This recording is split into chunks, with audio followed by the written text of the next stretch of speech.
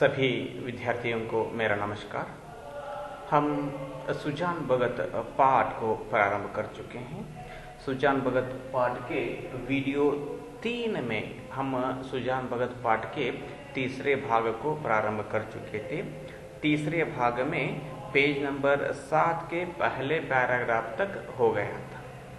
भाग 3 में क्या होता है, सुजान भगत और बुलाकी इन दोनों के बीच में संवाद चल रहा है और एक तरह से झगड़ा ही चल रहा है। सुजान पेड़ के नीचे बैठकर कुछ सोचता रहता है। तब पहले भोला खाना खाने के लिए बुलाता है, तब वह नहीं आता है। अंत में बुलाकी ही खाने के लिए बुलाने आते हैं, तो उस वक्त उन दोनों के बीच में संवाद चलता है। इस जो संवाद एक तरह का झगड़ा ही था। अब पेज नंबर 7 दूसरे पैराग्राफ वहां से देख लीजिए। मुझसे घर से मतलब ही क्या, बोला अब खा पी कर क्या करूंगा। हल जोतने से रहा, फावड़ा चलाने से रहा। मुझे खिलाकर दाने को क्यों खराब करेगी। रख दो बेटे, दूसरी बार खाएंगे। इस तरह सुजान भगत अपनी पत्नी को कहता है, क्योंकि वह खाना खाने के लिए बुलाती है तो यह गुस्से से कहता है। तब बुलाकी बोलते हैं, तुम तो जरा जरा सी बात पर तिनक जाते हो। सच कहा है, बुढ़ापे में आदमी की बुद्धि मारी जाती है। भोला ने इतना तो कहा था कि इतनी भीख मत ले जाओ, या और कुछ इतना ही कहा था ना, थोड़ी बात पर क्यों गुस्सा होते हो। तिनक जाना, गुस्सा होना, इस तरह उसे अपनी पत्नी को बोल रही है। तब सुजान कहता है, हाँ बेचारा इतना कह कर रह गया। तुम्हें तो मजा तब आता है जब वह ऊपर से 2-4 डंडे लगा देता है। क्यों? अगर यही अभिलाषा है तो पूरी कर लो। भोला खा चुका होगा, बुला लाओ। नहीं, भोला को क्यों बुलाती हो, तुम ही न जमा दो 2-4 हाथ। इतनी कसर है, वह भी पूरी हो जाए। इतनी कसर है, यही एक कमी है, उसे क्यों बुलाती हो। तुम ही 2-4 हाथ से मार दो, डंडे से मार दो। इस तरह गुस्से से सुजान अपनी पत्नी से कहता है। बुलाकी कहते हैं, हाँ और क्या, यही तो नारी का धर्म ही है। अपने भाग सहारो की भाग सहारना, अपने भाग्य को प्रशंसा करो कि मुझ जैसी सीधी औरत पाली। सीधी सरल सीधी औरत तुमने पाली है। जिस बल चाहते हो बिठाते हो, जिस बल चाहते हो, जैसे तुम बोलते हो वैसे मैं चल रही हूं। ऐसी मुंह जोर होती तो तुम्हारे घर में एक दिन भी निभाह न होता। अगर मैं मुंह जोर होती तो, मुंह जोर यानी कि जोरदार से बातचीत करती थी, तो तुम्हारे घर में मेरा एक दिन भी जीवन चलाना नहीं होता था। इस तरह पत्नी कहते हैं। यहाँ पर सुजान और बुलाकी इन दोनों के बीच में संवाद चल रहा है। कहाँ पर? सुजान भगत पेड़ के नीचे बैठा है, बुलाकी उसे बुलाने आई है, उस वक्त ये सारा संवाद चल रहा है। सुजान कहता है, हाँ भाई वह तो मैं ही कह रहा हूं कि देवी थी और हो।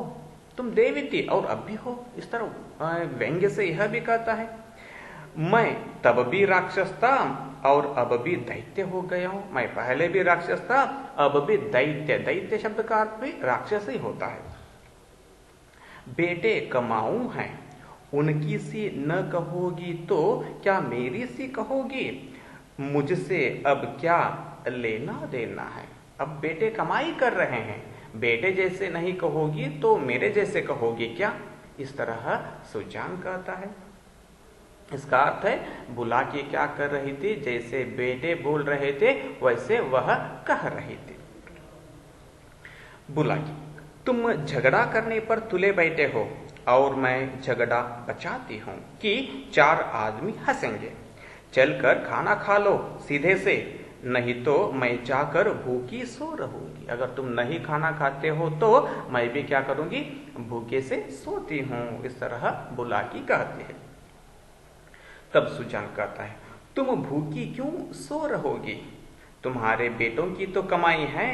हाँ, मैं बाहरी आदमी हूं, तुम्हारे बेटों की कमाई है, मैं तो बाहर का हूं, तुम क्यों भूखी सोती हो। इस तरह कहता है।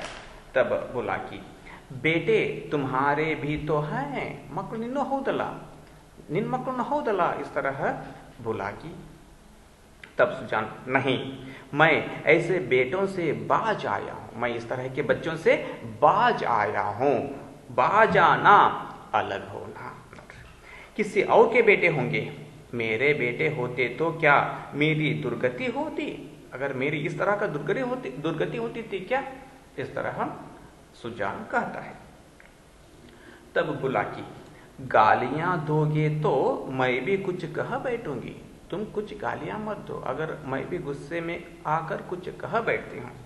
सुनती थी मर्द बड़े समझदार होते हैं, पर तुम सबसे न्यारे हो। मैं लोगों से सुनती थी कि मर्द लोग मतलब क्या है, पुरुष लोग बहुत ही समझदार होते हैं, इस तरह मैं सुनती थी, लेकिन तुम सबसे अलग हो। इस तरह कहती है। न्यारे हो, अलग हो। आदमी को चाहिए कि जैसा समय देखे वैसा काम करे। हमें क्या करना होगा, समय के आधार पर काम करना होगा। इस तरह बुलाकी अपने पति को समझाने की कोशिश कर रही है। देख लीजिए, यह जो वाक्य संदर्भ सहित स्पष्टीकरण में आ सकता है, बहुत ही इंपॉर्टेंट वाक्य है। इस वाक्य को बुलाकी अपने पति से कहती है, अब हमारा और तुम्हारा निबाह इसी में है कि नाम के मालिक बने रहें और वही करें जो लड़कों को अच्छा लगे।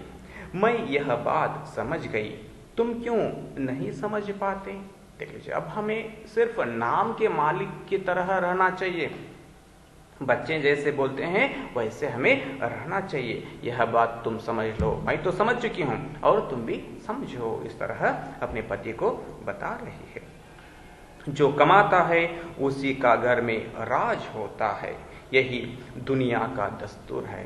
देख लीजिए, ये जो बात बहुत इंपॉर्टेंट वाक्य, हर एक घर में यही चल रहा है, पहले भी चलता था, अब भी चल रहा है। घर में जो कमाता है उसी का अधिकार चलता है, राज चलता है। इसका अर्थ है अधिकार चलता है। यह क्या है, दुनिया की दस्तूर है। दुनिया का जो दस्तूर शब्द का अर्थ रीति पद्धति। मैं बिना लड़कों से पूछे कोई काम नहीं करती, तुम क्यों अपने मन की करते हो। इतने दिनों तक तो राज कर लिया, अब क्यों इस माया में पड़े हो। इतना दिन तुम इस घर में अधिकार चलाए हो, अब क्यों इस माया में पड़ रहे हो।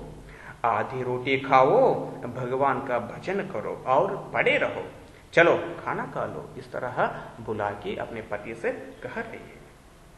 सुजान, तो अब मैं द्वार का कुत्ता हूं। इस तरह सुजान कहता है। बुलाकी देखिए क्या कहते हैं, बात जो थी वह मैं कह दी, अब अपने को जो चाहो समझो। सुजान न उठे, बुलाकी हार कर चली गई। यहां तक तीसरा भाग समाप्त हो गया।